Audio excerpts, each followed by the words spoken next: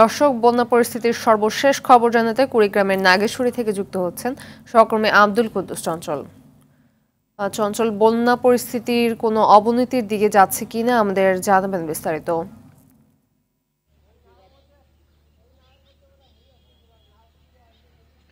ফাতিমা, আপনাকে জানিয়ে রাখছি যে উজানের ঢল এবং ভারী বৃষ্টিপাতের ফলে কুড়িগ্রামের সবকটি নদ নদীর পানি কিন্তু বৃদ্ধি পেয়েছে। এর মধ্যে তিস্তা এবং দুধকুমার নদীর পানি কিন্তু সকাল 9টা বিপদসীমার উপর দিয়ে প্রবাহিত হচ্ছে। আপনাকে জানিয়ে রাখছি যে তিস্তা নদীর পানি কিন্তু ইতিমধ্যে 20 সেন্টিমিটার বিপদসীমার উপর দিয়ে এবং দুধকুমার নদীর পানি কিন্তু বিপদসীমার 5 সেন্টিমিটার উপর দিয়ে প্রবাহিত হচ্ছে।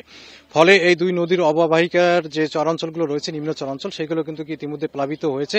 মানুষের বাড়িঘরে পানি না উঠলে কিন্তু চারপাশ দিয়ে পানি কিন্তু উঠেছে। ফলে কিন্তু তাদের যে চরাঞ্চলে মানুষদের একটু যোগাযোগ বিচ্ছিন্ন হয়েছে। তারা ভেলা এবং নৌকা যোগে মূল ভূখণ্ডের সাথে যোগাযোগ স্থাপন করছে। আমরা খোঁজখবর নিয়ে দেখেছি যে এই সমস্ত নিম্ন চরাঞ্চলে যে আবাদ রয়েছে, পাট এবং সবজি, সেই সমস্ত কিন্তু পানিতে তলিয়ে গেছে। ফলে কিন্তু পাটের আবাদের অনেকটা ক্ষতি সাধন হওয়ার শঙ্কা রয়েছে। পানি উন্নয়ন বোর্ড যেটি জানিয়েছে যে আগামী 72 ঘন্টার মধ্যে আরো ভারী বৃষ্টিপাত হওয়ার সম্ভাবনা রয়েছে। ফলে ভারী বৃষ্টিপাত হলে বন্যার পরিস্থিতি আরো অবনতির দিকে যাবে বলে মনে করছে পানি উন্নয়ন বোর্ড। তো এই ছিল আমার কাছে কুড়িগ্রামের বন্যা নিয়ে সর্বশেষ খবরাখবর।